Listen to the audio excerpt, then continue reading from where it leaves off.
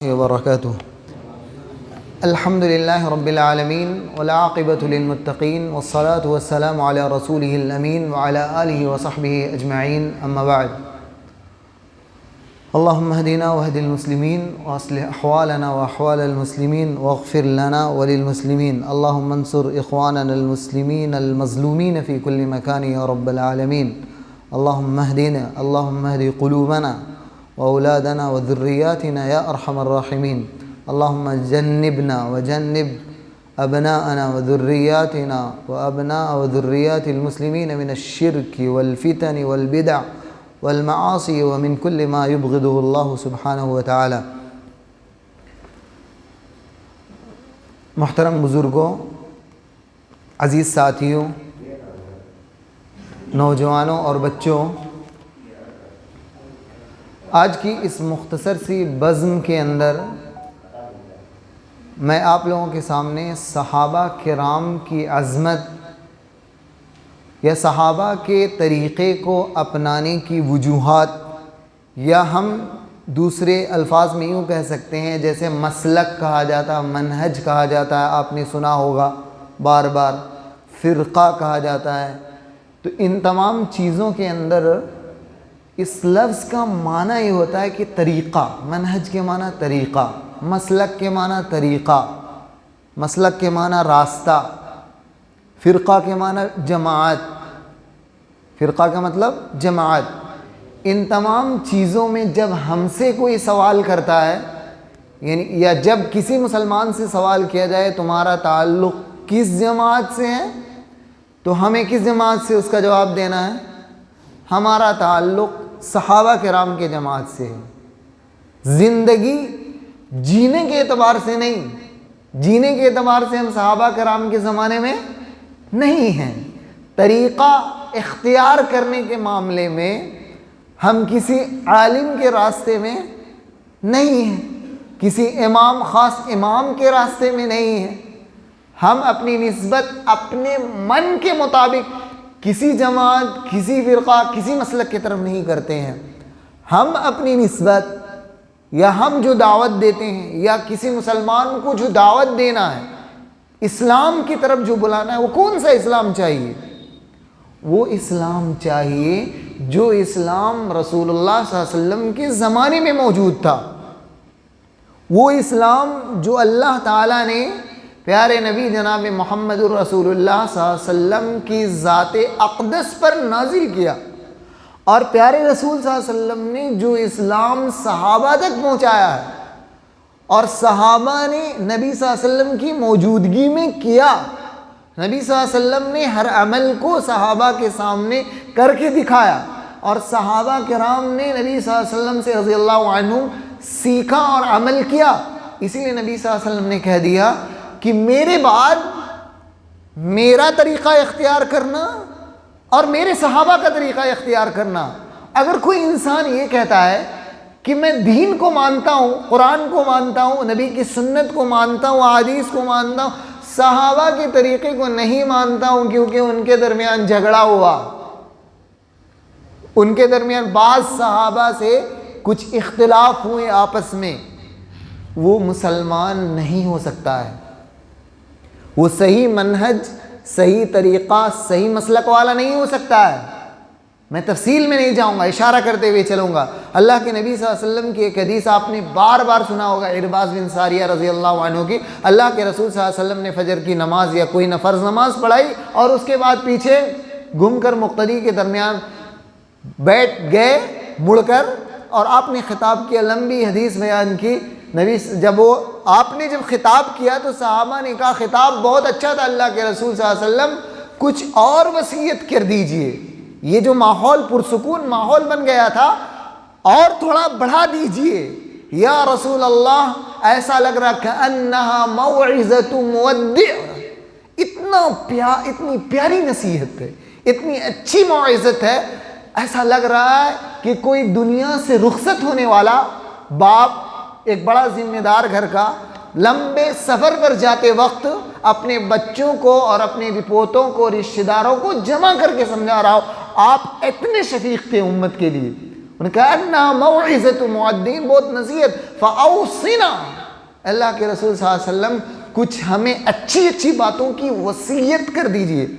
موت کے وقت ہم جانتے ہیں کہ لوگ اپنے ماں باپ سے، اپنے رشتہ داروں سے وصیت کر کے لکھوا کے چلے جاتے ہیں۔ کون سی باتیں لکھوائی جاتی ہے؟ جو بہت ہی زیادہ اہم ہو، بہت فائدہ ہو وارثین کا، بیٹے بیٹیوں کا اس کے اندر فائدہ ہو۔ صحابہ نے ماحول کو سمجھ لیا، مزاج کو سمجھ لیا، دنیا کی کوئی مال یا پراپرٹی لکھانے کے لیے نبی صلی اللہ علیہ وسلم کے پاس صحابہ نے وصیت نہیں کروائی۔ کہا یا رسول اللہ اوصنا، اللہ کے رسول صلی اللہ علیہ وسلم وصیت کیجئے، بڑا اور وصیت کس معاملے میں؟ دین کے معاملے میں۔ آج جو جماعتیں یا فرقے دنیا میں بن گئی ہیں اسلام کے نام پر، مسلمانوں کے نام پر، اور آپ کو بڑی چکنی چپڑی باتیں بیان کر کر کے وہ لوگ گمراہ کرنے کی آپ کو کوشش کریں گے کہ نہیں، کسی فرقے کی طرف ہم نہیں بلاتے، تم فلاں ہو، تم فلاں ہو، سارے لوگ باطل ہیں۔ ایک جماعت، ایک فرقہ ایسا موجود ہوگا سماج کے اندر، اور آپ کے ذہن کو مسموم اور گندا کرنے کی کوشش کرے گا، آپ کو مغالطہ اور غلطی میں ڈالنے، کنفیوز کرنے کی کوشش کرے گا۔ بہت بظاہر یہ نعرہ بہت اچھا لگتا ہے، اچھا لگتا ہے یا نہیں؟ تم اپنے آپ کو اہل حدیث نہ بولو، تم سلفی نہ بولو، تم دیوبندی نہ بولو، بریلی نہ بولو، کچھ نہ بولو، آپ نے کسی کی طرف نہیں۔ ایک جماعت ایسا پایا جاتا ہے، ایسی پائی جاتی ہے ایک جماعت، وہ یہ دعویٰ کرتی ہے۔ تو کیا یہ دعویٰ ان کا صحیح ہے؟ آپ اس حدیث میں غور کیجئے، اللہ کے رسول صلی اللہ علیہ وسلم سے صحابہ نے وصیت کی، درخواست کی۔ آپ دین کے معاملے میں، رسول تو دنیا میں مال چھوڑ کے جانے والے نہیں تھے، مال بھی اگر چھوڑے ہیں تو بیٹی فاطمہ بھی مانگنے آئی تو ابو بکر نے نہیں دیا رضی اللہ عنہ۔ کہا نبی کے مال کا وارث اس کے اولاد نہیں ہوتے، امت میں تقسیم کر دیا جاتا ہے۔ اللہ کے رسول صلی اللہ علیہ وسلم کا یہ فرمان موجود ہے، اِنَّا مَعَاشِرَ الْأَنْبِيَاءِ مَا تَرَكْنَاهُ صَدَقَةً اِنَّا لَا نُوَرِّثُ، کہ ہم انبیاء کی جماعت جو بھی مال دنیا میں چھوڑتے ہیں وہ صدقہ ہے، ہمارا کوئی وارث نہیں ہوتا ہے۔ اسی لیے صحابہ نے نبی کی اولاد کو مال نہیں دیا ہے، جو بھی ذمہ دار ہوئے تو کون چیز کی وصیت کروا رہے تھے؟ اور صحابہ ظاہر سی بات ہے دین کے معاملے میں محتاط تھے، دینی معاملے میں۔ تو یہ جو جماعتیں کہتی کہ اپنی نسبت کسی کی طرف نہ کی جائے، تو صحابہ نے جب یہ سوال کیا کہ اللہ کے رسول آپ وصیت کیجئے، تو آپ نے فرمایا علیکم بسنتی وسنت الخلفاء الراشدین المہدیین من بعدی، کہ تم میری سنت کا معنی کیا ہوتا ہے؟ سنت کا شریعت میں کیا معنی ہے؟ نبی کے راستے پر چلنا صحیح ہے۔ سنت کے شریعت میں 5-6 معنی ہوتے ہیں، جیسا کہ آپ کے سامنے بزرگ نے جواب دیا، انہوں نے اپنے صحیح جواب دیا۔ سنت کا ایک معنی ہم جانتے ہیں فرض کے مقابل میں آتا ہے، سنت ایک معنی ہوتا ہے بدعت کے مقابل میں، جس لیے سنی کہا جاتا ہے کس کے مقابل؟ بدعی کے مقابل میں۔ اور افسوس موجودہ زمانے میں بدعتیوں نے اپنا نام سنی رکھ لیا ہے۔ تو سنی اس کو کہا جاتا ہے جو سنت پہ چلے، نہ کہ بدعت پہ چلے۔ اور چلتے کیا ہیں؟ عید میلاد منا رہے ہیں، تو برسی منا رہے ہیں، سالگرہ منا رہے ہیں، دوسرے اور طرح طرح کے بدعات کر رہے ہیں۔ ان سے پوچھئے سنت سے کوئی دلیل کا؟ دلیل تو نہیں ہے لیکن اچھی چیز ہے۔ تو آپ سنی کہاں ہوئے؟ آپ اچھی چیز کے پیچھے چلنے والے ہوئے۔ اور بدعت کا ایک لغوی معنی بھی اچھی چیز ہوتی ہے، اچھا، تو اس طرف آپ چل رہے ہو، آپ کوئی اس راستے کو اپنانے والے نہیں ہو جو راستہ نبی صلی اللہ علیہ وسلم نے چھوڑا۔ علیکم بسنتی، میرے راستے پر چلنا، میرے دین پر چلنا، پورے دین کے معنی میں ہوتا ہے سنت کا معنی۔ تو آپ نے فرمایا علیکم بسنتی، میرے راستے پر چلنا، یعنی میرے دین کو، قرآن اور سنت کو اپنانا۔ اتنا اگر کہہ دیتے نبی صلی اللہ علیہ وسلم تو کافی تھا یا نہیں؟ کافی تھا؟ کافی تھا۔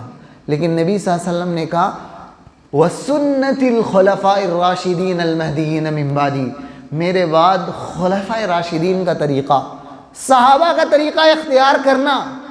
صحابہ کا طریقہ 2 ہوگا، آپ یاد رکھیں گے۔ صحابہ کا طریقہ 2 کس طریقے سے ہے؟ ایک آپ صلی اللہ علیہ وسلم کی زندگی میں جو کچھ کیا ہے، جو صحابہ کرام کی دو زندگی ہوئی نا، ایک نبی صلی اللہ علیہ وسلم کے وفات کر جانے کے بعد، دنیا سے چلے جانے کے بعد، اور ایک نبی صلی اللہ علیہ وسلم کے ساتھ جو صحبت ہے، اللہ کے رسول صلی اللہ علیہ وسلم کی صحبت میں صحابہ کرام سے جو غلطیاں ہو رہی تھی، جو رہنمائی کی ضرورت پڑتی تھی، اللہ کے رسول صلی اللہ علیہ وسلم بیان کر دیتے تھے، تو وہ ساری غلطیاں اپنی صحیح کر لیے تھے۔ اور نبی صلی اللہ علیہ وسلم نے اپنی آخری عمر میں کیا بتا دیا تھا کہ ہم نے الیوم اکملت لکم نازل ہوا، دین مکمل ہو گیا، اور صحابہ کرام کو موجود کر کے حجۃ الوداع کے موقع پر نبی صلی اللہ علیہ وسلم نے صحابہ کو کہا، گواہ بنا کر کیا تم بتاؤ میں نے اس امانت کو تم تک پہنچایا یا نہیں جس امانت کا امین اللہ تعالیٰ نے مجھ کو بنایا تھا۔ تو صحابہ کرام کی 1,00,000 سے زیادہ صحابہ موجود تھے، حج کیا تھا۔ بڑی صحابہ نے بلند آواز سے کہا، اللہ کے رسول آپ نے امانت کو پہنچا دیا، اللہ تعالیٰ کے امانت کو، اللہ کے دین کو صحیح طور پر، اس میں کوئی کمی اور بیشی نہیں کی۔ یہ صحابہ کی زندگی میں دین پہنچ گیا تھا۔ یہ صحابہ کی زندگی کا ایک پہلو ہوا جو نبی کے ساتھ ہے، اور دوسرا پہلو ہوا نبی صلی اللہ علیہ وسلم کے بعد جو فتنے ہوئے ہیں، جو فرقے بن گئے ہیں، اس فرقے کی وضاحت اللہ کے رسول صلی اللہ علیہ وسلم نے اس حدیث میں کر دی، وَسُنَّتِ الْخُلَفَاءِ الرَّاشِدِينَ، کہ میرے بعد، اور وجہ پتہ ہے، فَإِنَّهُ مَن يَعِشْ مِنكُم بَعْدِي، میرے بعد جو زندہ رہے گا وہ امت میں بہت زیادہ فرقے دیکھے گا، جماعتیں دیکھے گا، مسلک دیکھے گا، مسالک دیکھے گا۔ کس مسلک کو اختیار کرنا؟ میرے طریقے کو، میرے دین کو، یعنی جو قرآن و سنت کے اندر موجود ہے، اور میرے صحابہ کے طریقے کو۔ اور نبی صلی اللہ علیہ وسلم نے دوسری حدیث میں کہا، کون فرقہ جنت میں جائے؟ کہا مان علی و اصحابی۔ تو صحابہ کرام نبی صلی اللہ علیہ وسلم کی وفات کے بعد جن مسائل میں خصوصاً متفق تھے، صحابہ میں جو اختلاف ہوا ہے نا، مسائل میں، فروع میں، عقیدے میں اختلاف نہیں ہوا ہے۔ صحابہ نے کوئی زندگی میں بدعت نہیں کی ہے۔ صحابہ نے کبھی اپنے سیلف پروفٹ کے لیے، فائدے کے لیے کوئی جنگ نہیں لڑی ہے۔ صحابہ نے مال کو دنیا میں طلب نہیں کیا ہے۔ کرسی، گدی، حکومت، حکمرانی صحابہ کی خواہشات میں نہیں تھے۔ صحابہ کرام امت کی خیر خواہی کے لیے اس منصب کو اپنایا تھا۔ اللہ کی قسم، ابو بکر کو خلیفہ بننے کا شوق نہیں تھا، عمر کو خلیفہ بننے کا شوق نہیں تھا، عثمان کو خلیفہ بننے کا شوق نہیں تھا، معاویہ کو خلیفہ بننے کا شوق نہیں تھا، علی رضی اللہ عنہ کو خلیفہ بننے کا شوق نہیں تھا۔ وہ اگر امانت کو اس لیے قبول کیا، اپنے آپ کو اہل سمجھ رہے تھے، اگر ہم نے اس کو آگے بڑھ کے نہیں تھاما تو نااہل لوگ آ جائیں گے جو اہلیت نہیں رکھتے ہیں۔ اسی لیے کوئی صحابی نے اپنی پراپرٹی بنائی کیا؟ صحابہ کرام ان حکومت حاصل کرنے کے بعد اپنی جائیداد نہیں بنائی۔ صحابہ کرام نے امت کی حفاظت کے لیے اس کو اپنایا تھا۔ تو صحابہ کرام کا جو طریقہ ہے، ہمیں اس راستے کو اپنانا ہے۔ صحابہ کرام کا جو طریقہ، بدعت کبھی صحابہ کرام میں نہیں پائی جائے گی۔ صحابہ کرام رضوان اللہ علیہم اجمعین، عقیدے میں آپ اختلاف نہیں ہوگا صحابہ کرام میں۔ صحابہ کرام کا جو منہج ہے وہ قرآن ہی کا منہج ہے۔ صحابہ کرام کے قرآن میں کیا کہا گیا؟ ایک مسلمان کو جب اللہ اور اس کے رسول کی بات آ جائے تو اپنے آپ کو جھکا لینا اور اس کو قبول کر لینا۔ صحابہ بھی جھکا لیتے تھے۔ اختلافی مسائل ہو، اگر قرآن و سنت میں دلیل موجود ہے تو دلیل کے قریب دلیل والی چیز کو قبول کر لینا ہے۔ یہ صحابہ کرام کا موقف تھا، اور اسی موقف اور طریقے پر چلا جاتا۔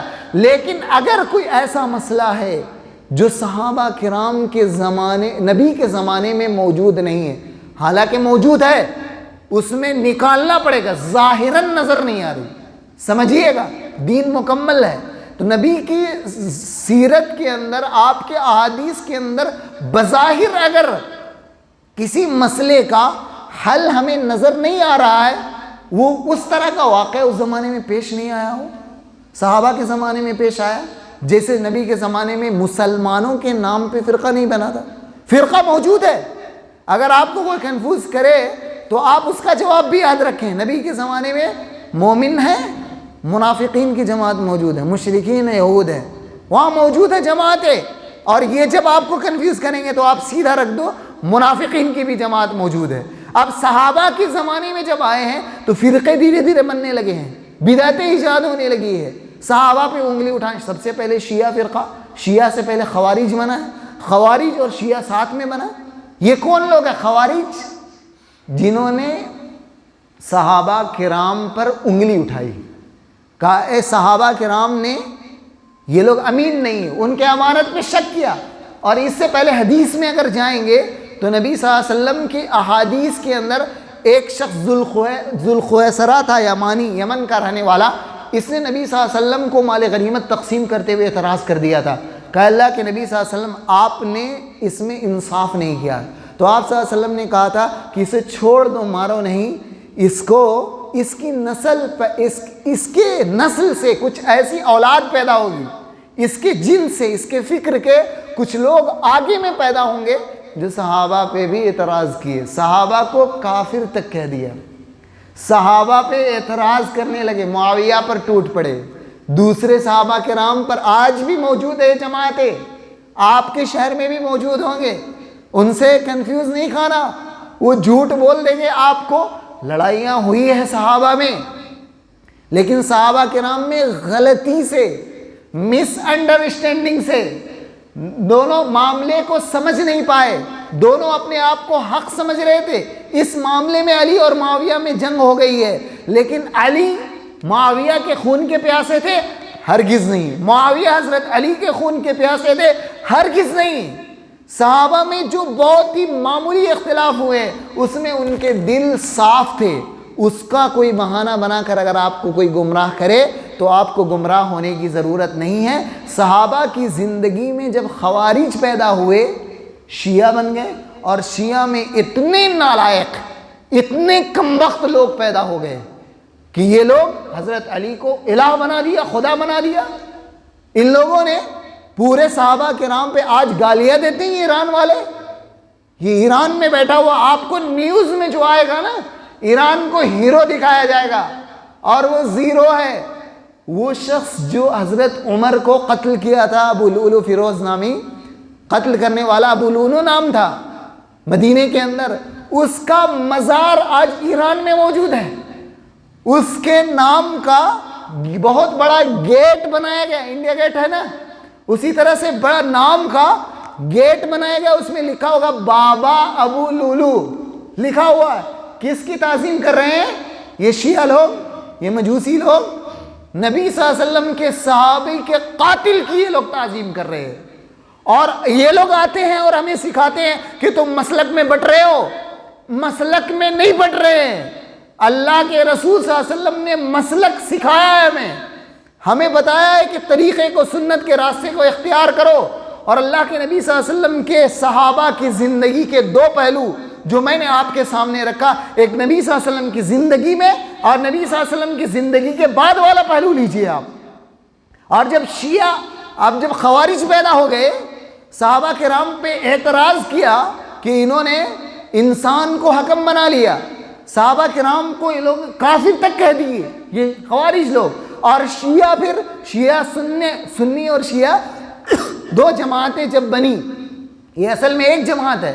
شیعہ لوگ آ کر اختلاف کیے ہیں، سنیوں نے اختلاف نہیں کیا. سنی کون لوگ تھے اس زمانے میں؟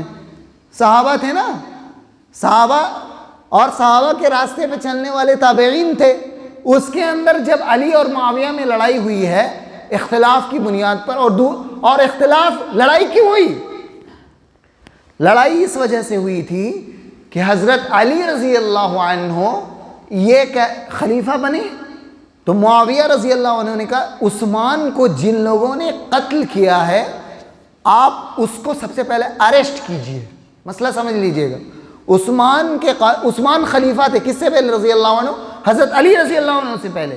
تو عثمان رضی اللہ عنہ کو جنہوں نے قتل سے بہانہ بنا کر، دھوکہ دے کر قتل کر دیا تھا، معاویہ نے شام سے خبر بھیجی کہ دیکھیں ان قاتلوں کو پکڑیے، اریسٹ کیجئے اور اس کو سزا دیجئے، ورنہ یہ فتنہ رکنے والا نہیں. حضرت علی رضی اللہ عنہ نے کہا کہ دیکھیں میں ان لوگوں کو پکڑوں گا لیکن ماحول ابھی تھوڑا سنجیدہ نہیں ہے، ماحول کو پرسکون ہو جانے دو، تمام حکومت کا نظام سسٹم ٹھیک ہو جانے دو، اس کے بعد اطمینان سے یہ کریں گے۔ اور دشمنوں نے صحابہ کے درمیان میں غیر صحابہ جو جنگ ہونے کی وجہ سے جو لوگ مسلمان ہو گئے تھے، ان میں سے کچھ لوگ نام کے مسلمان ہوئے تھے اور کچھ لوگ حقیقت میں مسلمان ہوئے تھے۔ یہ مجوسی جو عمر کے زمانے میں ایران کے کچھ لوگ مسلمان ہوئے تھے، اس میں سے حقیقت میں مسلمان نہیں ہوئے تھے، وہ لوگ منافق تھے۔ ان لوگوں نے علی اور معاویہ کی جماعت میں داخل ہو کر لڑائی لگوا دی تھی اور خفیہ طریقے سے علی کی جماعت میں ان کے خیمے میں جا کر انہوں نے پتھراؤ کر دیا پیچھے سے اور حملہ کر دیا۔ تو حضرت معاویہ نے سمجھا کہ علی رضی اللہ عنہ نے بغاوت کیا اور علی رضی اللہ عنہ کے خیمے میں دوسری جماعت کو تیار کر کے خفیہ پلاننگ سے وہاں پر حملہ کروا دیا رات کی تاریکی میں۔ وہ لوگ لڑنے کے لیے نہیں آئے تھے، تو دونوں میں دھوکہ ہو گیا اور جنگ ہو گئی، اور جنگ کے بعد پھر صلح ہو گئی۔ صلح ہونے کے بعد پھر ان خوارج نے صحابہ کی تکفیر کر دی۔ تو آج بھی یہ سبق یاد رکھنا ہر مسلمان پر ضروری ہے۔ آج بھی اسلام کے نام پر مسلمان ہو کر، اب داڑھی ہو یا نہ ہو، پینٹ شرٹ ہو، ماسٹر ہو، ٹیچر ہو، کوئی بھی ہو، اگر وہ صحابہ کے ایک بھی صحابی کے بارے میں زبان کھول رہا ہے تو آپ اس کی بات مت سننا، اس راستے کو سمجھ لینا یہ گمراہی کا راستہ ہے۔ کتنی قیمتی بات، کتنی لمبی چوڑی اور عمدہ تمہید باندھ لے وہ انسان اگر صحابہ کی عظمت پہ اگر بات کیا ہے تو آپ اپنی گردنیں کٹا لینا، لیکن اس کی بات نہیں سننا، اس کو رد کرنا کہ یہ لوگ دنیا میں سب سے خطرناک ہے۔ کہ نبی کے صحابہ پہ جب اتہام آپ نے کر دیا، آپ کا دین سالم رہا؟ نبی صلی اللہ علیہ وسلم، ہمارے اسلام ہم تک کیسے پہنچا؟ نبی صلی اللہ علیہ وسلم کو تو ہم نے دیکھا نہیں نا۔ پوری امت تک اسلام کو پہنچانے والی جو کڑی ہے سب سے، وہ صحابہ کرام کی کڑی ہے۔ اگر صحابہ کرام کو متہم قرار دیا جائے گا، اس کا مطلب یہ کہ دین کینسل ہو چکا ہے، اسلام غلط ہو چکا ہے۔ اسلام کے اولین لوگ، سب سے پہلے زمانے میں رہنے والے لوگ، ان لوگوں نے اسلام کے ساتھ خیانت کیا ہے، تو پھر اسلام ہمارا باقی ہی نہیں رہتا ہے۔ اسی لیے صحابہ کا دفاع اور صحابہ کے بارے میں حسن ظن رکھنا، یہ نبی صلی اللہ علیہ وسلم نے ہمیں تعظیم دی ہے۔ قرآن کی بے شمار آیتیں ہیں جو اس بات پر دلالت کرتی ہیں کہ صحابہ کرام رضی اللہ عنہم اجمعین ایک الگ ہی دیکھنے میں انسان تھے، عمل، کردار، اخلاق، قربانیاں، جہاد، علم، فقہ، فتویٰ، ان تمام فیلڈ کے اندر جرأت، شجاعت، اللہ کے راستے میں مال خرچ کرنا، انفاق فی سبیل اللہ، صدقات، خیرات، عطیات، اپنے نفس کو کچلنا، ہر میدان میں صحابہ کرام انسانوں سے ایسا لگے گا کہ انسان تھے ہی نہیں تھی۔ کیا ان کے سینے میں انسان کی کوئی صفت نہیں تھی؟ وہ چھوٹی چھوٹی غلطیاں ہوئی ہے صحابہ کرام سے پوری عمر میں، ویسی غلطی ہے اس سے بڑی بڑی غلطیاں ہم روزانہ کرتے ہیں، اور ہم اس زبان سے صحابہ کرام کی توہین کریں گے؟ صحابہ کرام کو عرش والے نے، اللہ تعالیٰ نے محمد صلی اللہ علیہ وسلم کے قرآن کو، اپنے قرآن کو محمد صلی اللہ علیہ وسلم کی زبانی سب سے پہلے کسی مخلوق کو سنایا ہے تو کون ہے؟ صحابہ کرام۔ ہم نہیں ہیں۔ قرآن کو سب سے پہلے کن کے کانوں میں پڑھا گیا؟ نبی صلی اللہ علیہ وسلم کے پاس سے فرشتہ آ رہا۔ صحابہ کرام کے، اس کا مطلب یہ ہوا کہ صحابہ کی جماعت پر خاص فیض تھا، اللہ تعالیٰ کا خاص رحمت تھی۔ اللہ تعالیٰ صحابہ کرام پر اسی لیے قرآن کو نازل کیا۔ صحابہ کا دل دنیا کے لوگوں میں سب سے بہترین دل تھے ان کے دل، اسی لیے اللہ تعالیٰ نے ان پر قرآن کو نازل کیا۔ اور قرآن خود اٹھائیے، قرآن میں اللہ تعالیٰ نے صحابہ کرام کے تعلق سے کیا کہا؟ محمد الرسول اللہ والذین معہ اشداء کہا سیماہم فی وجوہہم من اثر السجود۔ صحابہ کے محمد رسول اللہ ہیں، والذین معہ محمد صلی اللہ علیہ وسلم کے ساتھیوں کا تذکرہ۔ والذین معہ کے معنی نبی صلی اللہ علیہ وسلم کے صحابہ رضی اللہ عنہم اجمعین۔ یہ لوگ کیسے تھے؟ آپس میں رحم دل ہیں، اب اگر ہم اور آپ صحابہ کے طریقے پر چلنا چاہتے ہیں تو اپنے آپ کو ایک دوسرے کا رحم دل بنانا ہوگا، اپنے آپ کو ایک دوسرے سے محبت کرنے والا، مسلمان ایک دوسرے سے حسد، جلن، نفرت کرنے والا، غلطی ان کو ٹوک ٹوک کر ٹوہ میں پڑنا اور ان کو ذلیل کرنا، اصلاح کے بجائے ان کو چند 10 آدمی کے سامنے بولنا، ٹوکنا، اس کو تنہائی میں سمجھانا، آپس میں رحم دلی اور محبت اور شفقت شفیق ہے صحابہ کرام، اسی لیے آپ بھی آپس میں شفیق ہونا ہے۔ کفار پر سخت ہیں، صحابہ کے چہرے پر سیماہم فی وجوہہم سجدے کی نشان ہیں۔ کچھ لوگ یہ سمجھتے ہیں سجدے کے نشان سے کہ یہاں پر گٹھا پڑ جاتا، آپ نے دیکھا ہوگا، اس کو سمجھتے ہیں سجدے کی نشانی سے مراد ہے۔ یہ نہیں مراد ہے، سجدے کی نشانی سے مراد ہے قیامت کے دن، علماء تفاسیر نے کہا قیامت کے دن اللہ تعالیٰ نور دے گا، چمک ہوگی، ورنہ ہم بھی رگڑ رگڑ کے ہر کوئی چاہے تو رگڑ لے گا سجدے میں دیر، تو اس کا نشانی آ جائے تو وہ سجدے کی نشانی نہیں ہے، اسے سجدے کی نشانی نہیں، وہ بسا اوقات اکثر اوقات وہ بیماری ہوتی ہے، ڈاکٹر سے علاج کروانا چاہیے، ورنہ نارمل آدمی کو آپ دیکھیں کہاں سجدے پہ نشان ہوتے ہیں۔ بہت سارے لوگ 80 سال سے 70 سال سے اللہ کی عبادت کر رہے ہیں، 50 سال سے نماز پڑھ رہے ہیں، ہمارے معاشرے میں بھی الحمدللہ ہوں گے، لیکن ان کی پیشانی میں کوئی نشان نہیں ہے، تو کیا وہ پیشانی کا وہ نشان مراد نہیں ہے، وہ علامت مراد نہیں ہے؟ وہ قیامت کے دن اللہ تعالیٰ نور لے گا، وہ چمک ہوگی پیشانی پر نمازوں کی وجہ سے، اس دن اللہ تعالیٰ عطا کرے گا۔ یا پھر دنیا میں بھی آپ ایک معنوی نور ہوتا ہے، آپ دیکھو کہ ایک نمازی ایک اچھا انسان کو دور سے آپ کو اس کے چہرے سے محبت ہونے لگتی ہے، تو اس کا معنوی، بعض علماء نے کہا تواضع مراد ہے۔ تو صحابہ کرام اس آیت میں کس کی صفت بیان کی گئی ہے؟ صحابہ کے چہرے چمکنے والے ہوں گے۔ صحابہ کرام کو اللہ تعالیٰ نے کہا اولئک هم الصادقون، صحابہ کرام کیسے ہیں؟ سچے ہیں۔ کس چیز میں سچے ہیں؟ جو بولتے ہیں سچ بولتے ہیں، جو کرتے ہیں سچ کرتے ہیں، وعدہ کرتے ہیں تو پورا کرتے ہیں، اس میں بھی سچے ہیں، اپنی نیت میں سب معاملے میں سچے ہیں۔ قرآن نے سرٹیفکیٹ دے دیا، اپنے دین کو جو امت تک پہنچا ہے اس میں بھی سچے ہیں۔ اب کوئی چیز باقی رہ گئی ہے آپ کو ڈاؤٹ کرنے کی صحابہ کے سلسلے میں؟ ایک لفظ اللہ نے کہا اولئک هم الصادقون، اپنی بات میں، دین کے بات میں، دنیا کے بات میں، سب میں سچے، دین کے بات میں، دنیاوی معاملات میں، آخری معاملات میں، ہر کام میں صحابہ کرام سچے، نیت میں، صلح میں، جنگ میں، نماز میں، عبادت میں، تجارت میں، بازار میں، گھر میں، ہر جگہ، نکاح میں، طلاق میں، صحابہ کرام ہر چیز میں، ہر جگہ سچے ہیں۔ شریعت کو پہنچانے میں صحابہ کرام سچے ہیں۔ اگر آپ کو آ کر کوئی کنفیوز کرے، کبھی نہیں ماننا، قرآن سچا کرا، ورنہ آپ قرآن کو جھٹلا دو گے۔ قرآن نے صحابہ کرام کے بارے میں کہا یبشرہم جنات تجری من تحتہا الانہار، اللہ تعالیٰ نے جنت کی بشارت دی ہے۔ دنیا میں کس کو دی ہے بشارت؟ صحابہ کرام کو، ہم کو دی ہے کیا؟ جمع خاص کر دیا ہے۔ ہم اگر نیک ہوں گے، ایک عام صفت بیان کی، 5 وقت کی نماز پڑھیں گے، نیک اوصاف ہمارے پاس ہوں گے، نیک صفات، تو ہم ان عمومی صفات کے اندر ہم داخل ہو کر انشاءاللہ جنت میں جائیں گے، اور اللہ سے ہم امید کرتے ہیں اور دعا بھی کرتے ہیں اللہ ہمارے گناہوں کو معاف کرے، ہمیں بلا حساب و کتاب جنت میں داخل کرے۔ لیکن جن جماعت کا نام لے کر اللہ تعالیٰ نے جنتی کہا ہے، وہ صرف اور صرف صحابہ کی جماعت ہے۔ کُلًّا وعد اللہ الحسنی، ہر ایک صحابی جنتی ہے۔ معاویہ جنتی، کیوں معاویہ بار بار بول رہا ہوں، آپ کو سمجھ میں آ رہی بات؟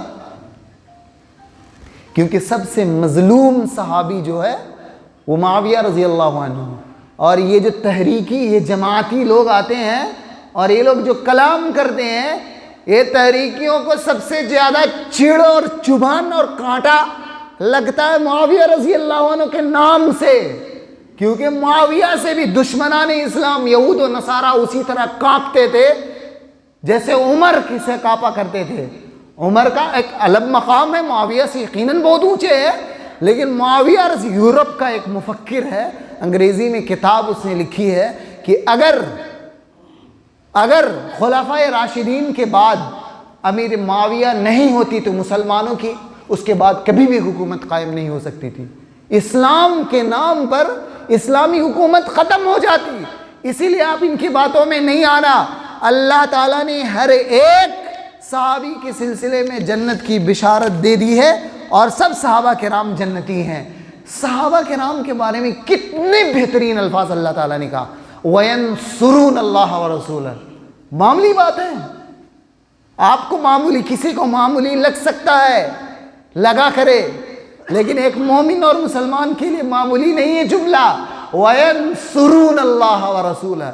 اللہ نے کہا اللہ کے مددگار ہیں، اللہ کے رسول کی مدد کرنے والے ہیں۔ اللہ کی مدد کس چیز میں کریں گے؟ اللہ کی دین پر عمل کریں گے، اللہ کی دین کو دنیا میں والوں تک پہنچائیں گے۔ اللہ نے آزمائش کے لیے بھیجا دنیا میں، اللہ کی صحیح دین کو حالات کا مقابلہ کرتے ہوئے وہاں تک پہنچانا ہے، انسانوں تک پہنچانا ہے، جناتوں تک اللہ کے دین کو پہنچانا ہے۔ یہ دونوں مخاطب ہیں، اور ان دونوں تک یہ لوگ صحابہ کرام مدد کر چکے ہیں، اور رسول کی بھی مدد کی ہے، مال سے، جان سے، ہر اعتبار سے اللہ کے رسول کی ان لوگوں نے مدد کی۔ اللہ نے کہا وَيَنْصُرُونَ اللَّهَ وَرَسُولَهُ۔ کیا اس صفات کے بعد صحابہ کرام کو کسی انسان کی سرٹیفکیٹ کی ضرورت ہے؟ نہیں ضرورت ہے۔ ان زبانوں کو قینچی سے کاٹ دینا چاہیے آسانی سے، جو زبانیں صحابہ کرام کے تقدس پہ انگلیاں ہلاتی ہیں، ان کو جینے کا حق نہیں ہے، ان کو جینے کا حق نہیں۔ یہ لوگ کہتے ہیں شیعہ سنی ملا دو، اور وہ لوگ کہیں گے، آئیں گے وہ شیعہ اور کہیں گے ابھی عائشہ رضی اللہ عنہا، قرآن نے جن کے تقدس پہ، جن کے پاک دامنی پر، جس کی عفت و عصمت پر قرآن نے 10 آیتیں نازل کی ہے سورہ نور کے اندر، 10 آیتیں نازل کی ہے، صرف حضرت عائشہ رضی اللہ عنہ ان کو کہا بری ہے، ان کے اندر کوئی کیریکٹر کا، اخلاق کا، کردار کا ذرہ برابر عیب کمی موجود نہیں ہے۔ یہ شیعہ آئیں گے اور یہ کہیں گے وہ متہم ہے، عائشہ رضی اللہ عنہ کو ایسا لفظ کہ وہ لفظ بولنا بھی مجھے گوارا نہیں ہے، وہ الزام لگاتے قرآن نے جس کو بارا۔ اور پھر یہ لوگ آئیں گے جماعتی اور کہیں گے کہ نہیں، شیعہ سنی کوئی اختلاف نہیں ہے، ہمارے دین پر سارا کلاڑی چلائیے اور ہم ان کو گلے لگائیں۔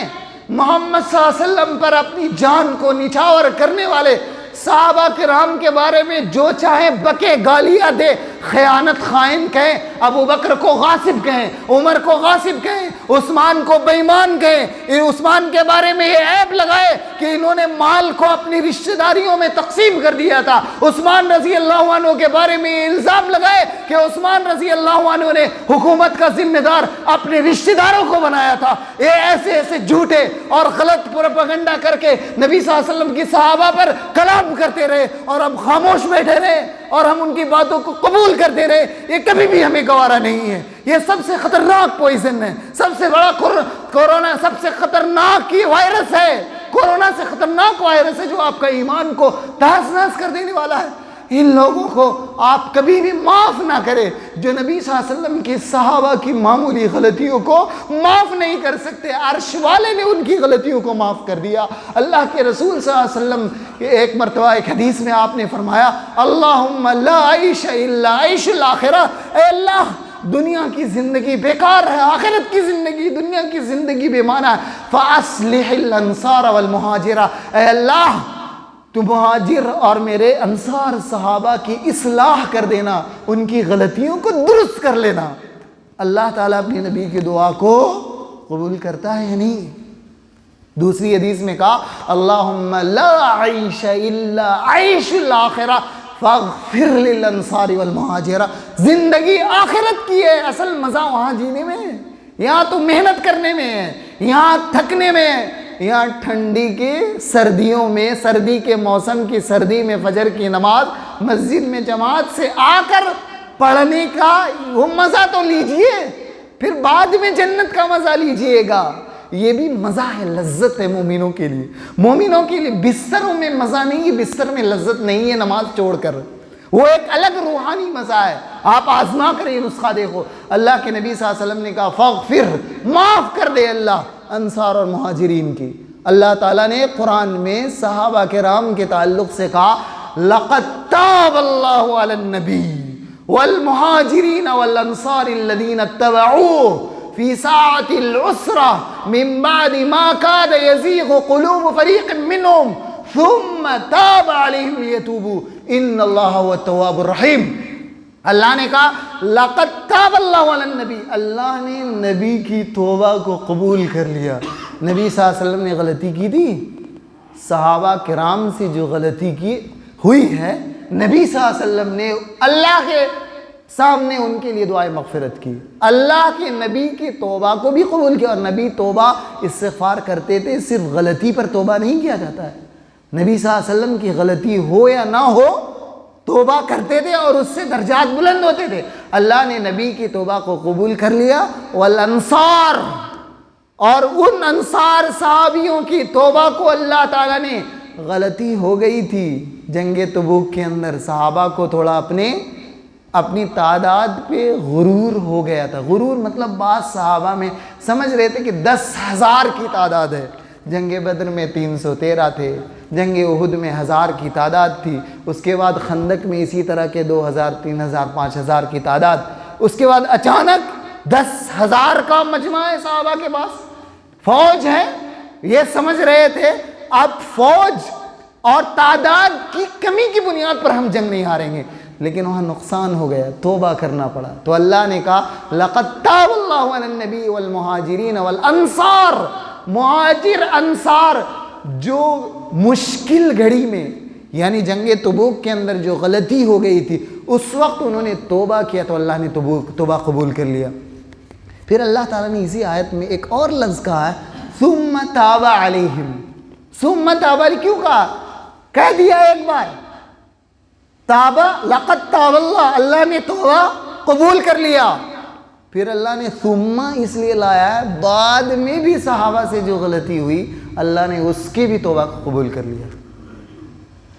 قرآن میں بلاغت ہے، قرآن کا ایک لفظ زائد نہیں ہے، اسی لیے اس کے معنی کو سمجھنے میں اللہ سے توفیق مانگنی پڑتی ہے۔ اللہ سے توفیق مانگنے سے ثم تاب علیہم، مجھے یاد نہیں آ رہا، غالباً ابن قیم وغیرہ نے اس بات کو لکھا ہے، علامہ ابن قیم رحمۃ اللہ علیہ نے، ثم تاب، بعد میں بھی غلطی ہو تو اللہ نے سب قبول کر لیا ہے کہ نبی کے بعد جو میں نے دوسرا مرحلہ آپ کے سامنے سنایا اس میں بھی اگر صحابہ سے غلطی اللہ نے قبول کر لیا ہے۔ اللہ کے نبی صلی اللہ علیہ وسلم کے پاس ایک انصاری خاتون آئی اور اس کے گود میں ایک بچہ بیٹھا ہوا تھا۔ اللہ کے نبی صلی اللہ علیہ وسلم نے اس انصاریہ خاتون سے بات کرنے لگے اور اس کے بعد کہا والذی نفسی بیدی، اس ذات کی قسم جس کے ہاتھ میں اللہ کی میری جان ہے۔ کس کے ہاتھ میں؟ یعنی اللہ کے پاس ہاتھ ہے، اور اللہ نبی کی جان کہاں پر ہے؟ اللہ کے ہاتھ میں ہے۔ اس ذات کی قسم جس کے ہاتھ میں میری جان ہے، انکم لاحب الناس الیہ، اے انصار تم لوگوں میں میرے نزدیک سب سے زیادہ محبوب ہو، سب سے زیادہ پسندیدہ ہو۔ یہ نبی صلی اللہ علیہ وسلم صحابہ کی عظمت بیان کر رہے ہیں۔ صحابہ کے راستے کو اس لیے اختیار کرنا چاہیے، صحابہ کا طریقہ اس لیے ہمارے ضروری ہوتا ہے۔ اللہ کے نبی صلی اللہ علیہ وسلم نے صاف لفظوں میں حدیثوں میں کہہ دیا لا تسبوا اصحابی، میرے صحابہ کو برا بھلا نہیں کہنا۔ یہ کوئی بھی دنیا کا انسان آ جائے، کتنا لمبا جبہ کرتا ٹوپی داڑھی لگائے ہوئے ہو، کتنا خوبصورت تہجد گزار فرشتہ صفت نظر آ رہا ہو، اگر نبی کے صحابہ پر کلام کر رہا ہے تو سمجھ لینا وہ اس لائق نہیں ہے جیسا وہ دکھ رہا ہے۔ وہ دکھ رہا ہے، وہ فریب ہے، وہ دھوکہ ہے۔ نبی نے کہا لا تسبوا اصحابی، میرے صحابہ کو برا بھلا نہیں کہنا۔ اور بارہا اپنی حدیث سے سنیے، اللہ کے نبی صلی اللہ علیہ وسلم نے ایک دوسری حدیث میں فرمایا الانصار لا يحبهم الا مومن، انصار سے صرف مومن محبت کرے گا، انصار سے صرف منافقی نفرت کرے گا۔ صحابہ کی دو جماعتیں، ایک انصار ایک مہاجرین ہے۔ آدھے صحابہ سے اگر آپ نفرت کر رہے ہو، کون نفرت کرے گا؟ منافقین کریں گے۔ اور جب آپ کے پاس حضرت عثمان رضی اللہ عنہ کے عیوب، معاویہ رضی اللہ عنہ کے عیوب بیان کیے جائیں گے، اور بعض صحابہ نے جو صلح کروایا جنگ کے بعد ان کے عیوب بیان کیے جائے، عائشہ رضی اللہ عنہا پر تہمت لگائی جائے آپ کے سامنے، تو آپ خاموشی سے سنو، اللہ کے نبی صلی اللہ علیہ وسلم نے کہہ دیا منافق ان سے نفرت کرے گا، مومن اس سے محبت کرے گا. تو اس لیے اس دھوکے میں نہیں آنا ہے اور نبی صلی اللہ علیہ وسلم کے صحابہ کرام سے محبت کرنا ہے اور اس کے راستے کو اختیار کرنا ہے. صحابہ کرام کے راستے میں آپ مسائل میں دیکھو گے ہم لوگ بعض جگہ غلطیاں کرتے ہیں. صحابہ کرام میں عقیدے میں اختلاف موجود نہیں تھا. صحابہ کے عقیدہ اللہ تعالیٰ کہاں ہے، صحابہ کا عقیدہ عرش پر ہے.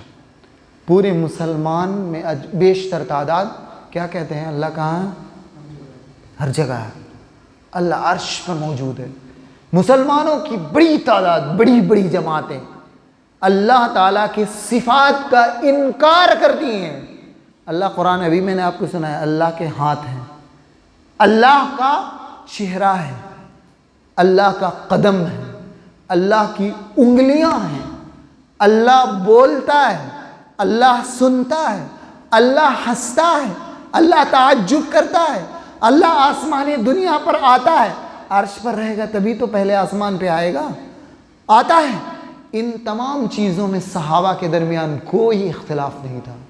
صحابہ کرام کا جو عقیدہ ہے ہم اس عقیدے کو مانتے ہیں.